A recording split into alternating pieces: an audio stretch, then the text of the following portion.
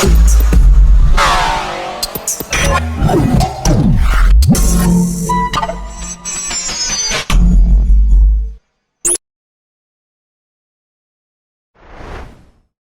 on 6/29/08, Kutta arranges to meet up with a man to sell him cocaine, and the man pulls out a gun, says give it up, and shoots him in the head. Kutta was turning toward him.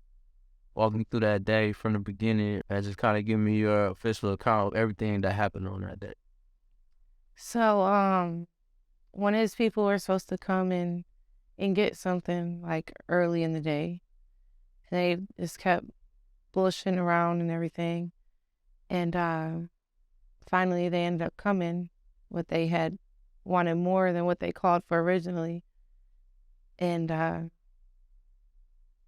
they didn't care like that it was all going to be shake, you know? And people don't want to spend their money on that. And, you know, a big amount of shake. So they didn't care. And I kept telling them, like, that ain't right. That ain't right. Like, are they the police? You know, like, what's wrong with them? And he was like, it's okay. It's okay. So he had went and met them. And I was at home with his mom and our son, and some other people was there. And he had went and met them, and then he came back home, and he was like, man, you know, they had some bullshit, and he had to do his thing to it. And so he's like, ride with me. So I rode with him back down to go meet them. And usually, like, we pull up on the side of somebody, but he pulled behind them, and they were in front of us. And then the guy just got out the car. But what made me, like, look up at him to, you know, something was funny. I was already feeling like something was funny. And then when I looked up, the guy that got out the driver's side walked in between the two cars and came around the back of the car and was getting in behind Kutta. Kutta was in the driver's seat. And the guy that got out the passenger side, he came and got in behind me. So it made me, like, look up at him, because it was, why was he walking like that? And then he didn't even get in, this guy didn't even get in the car.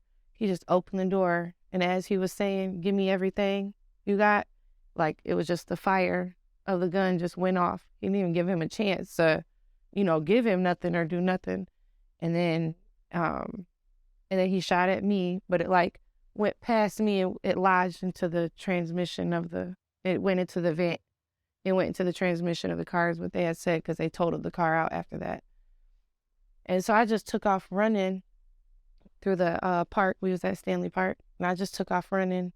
And the boy that was behind me, he must have took off running too, because you know, somebody had ran past me.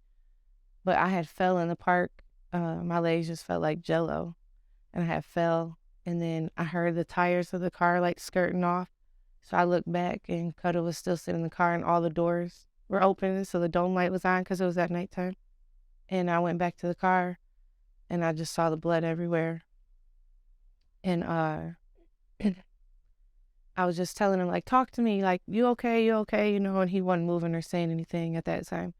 So then I was like, what am I gonna do, you know, like, he's on the run, we selling dope, you know what I'm saying? Like, who am I gonna call? The police? Like, you know what I'm saying? Like, so I had called Ouija, because I knew he was only around the corner. He'd probably get here quicker than an ambulance anyways, you know what I'm saying? So I called him, and he came and pulled up, and he helped me get him out the front seat. And then we got him into the back seat of the car, and I held him as Ouija drove us to the hospital. And I was just telling him, like, I was holding his head, and I was just telling him, talk to me. And he was just breathing real heavy, but he wasn't talking. He was just, like, looking up at me, but there was no, like, emotion. No, you know, he wasn't saying anything. And then we got to the hospital, and they came out and got a wheelchair. I'm like, you know, you don't need a wheelchair. He can't sit up, you know, and I'm tripping out, and it was crazy.